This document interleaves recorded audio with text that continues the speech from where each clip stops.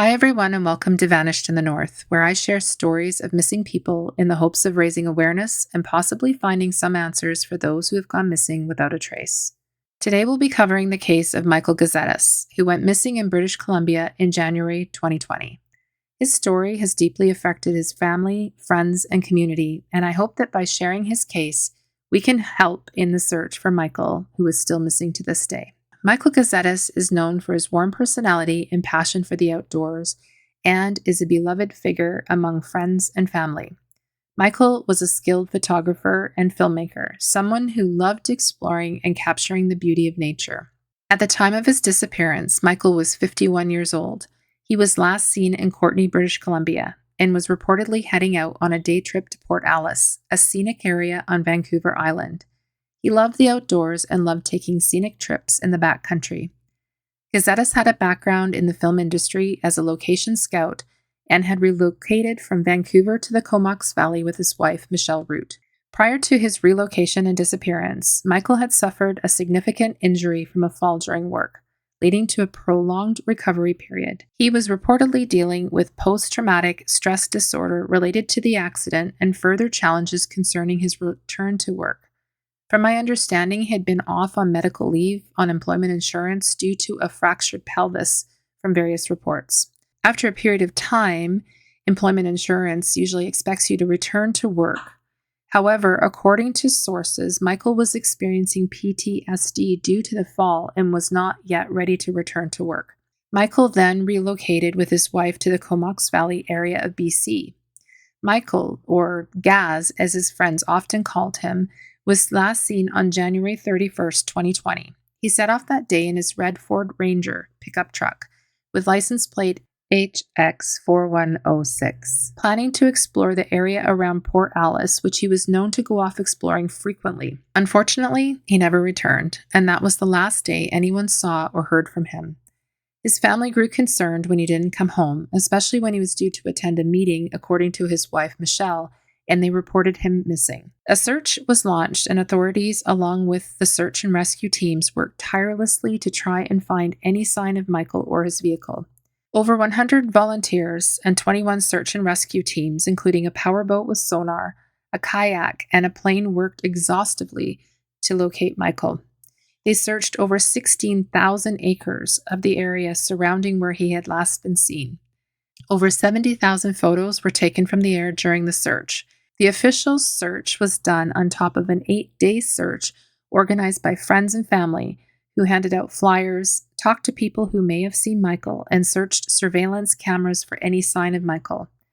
There were a few things hampering search efforts at the time. One being the wet weather, which may have flooded out or washed out roads. 2, there was an ongoing forestry strike, which meant that there were fewer forestry workers out in the woods who may have been able to spot Gazetas. Sue Biley, a friend who had organized the campaign, said that if Michael was alive, we would have found him. Friends and family raised almost $47,000 through a GoFundMe page to pay for a private search and rescue helicopter. The search for Michael was extensive. Teams were combing through forests, rivers, remote areas, and they were looking for any trace of him or his red truck. However, despite these efforts, no trace of Michael or his vehicle have ever been found. There are rugged terrains and remote areas around Port Alice, and the landscape itself is challenging, which makes the search incredibly difficult. Michael's family have been vocal throughout this journey, sharing memories of him and expressing how much they miss him. They continue to hope for any information that could bring them answers. The family had kept the search alive by sharing updates on social media, working with the local media, and reaching out to the public for any possible information. According to an article in a local newspaper known as the Richmond News, it was quoted, "There is a theoretical possibility that he even may have come to the Lower Mainland and Richmond in particular." This is after his disappearance, of course. According to sources, Michael resided at one time in the Richmond, BC area and had attended Steveston Secondary School. And I found this interesting because in combing through Facebook pages while doing some research on this disappearance, I noted a comment that was posted on Michelle Root's page, his wife, and there was no response to this comment. In the comment, a picture was posted from a post made on the Facebook page Vancouver Buy and Sell Fast. The post is of a photographer who was taking pictures in Vancouver and was entitled Weirdo. The person on the buy and sell post was complaining that the man taking pictures would not delete them when asked. Of course, there's no expectation of privacy in public, but that's a whole other story. And looking at the picture, I would be willing to bet that this was Michael Gazetas. Same beard, same nose, same type of hat he wears, same relative weight based on his face. And the only thing that I noted was there appeared to be tattoos on the man's hands, but looking for other pictures of Michael, I could not find any of his hands to confirm if he had tattoos as well. I also found it interesting that there was no comment to the post on Michelle's page, and if it were me, I would be following up every single lead, no matter how crazy it may have seemed. On February 1st, 2020, Michelle Root posted on Facebook, linking to Michael's account, sharing about his disappearance and stating that if he appears online or active, it was because the home computer was still on and that she would go to his account and spread the news further. Trish Dolman, a friend or acquaintance of Michael Gazetas, posted on her Facebook page on February 28th, 2020, a reminder of the town hall this weekend. To all the Gaz Love volunteers and supporters, we profoundly thank you for your continued efforts in the search for our friend Michael Gazetas. We have heard and read the many comments asking if we have looked into and tried all avenues searching for clues to find Michael.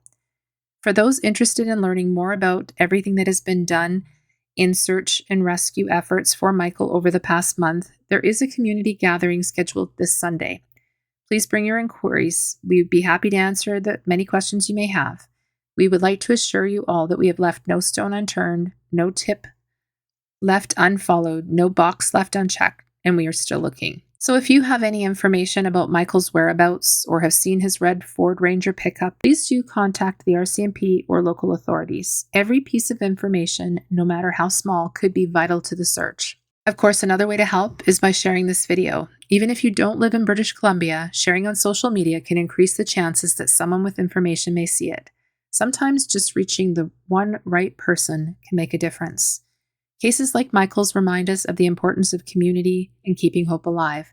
Let's continue to support his family by raising awareness and keeping Michael's story alive. Thank you for watching, and please stay tuned to my channel for updates on this and other missing persons cases. Together, we can make a difference. I look forward to seeing you again soon.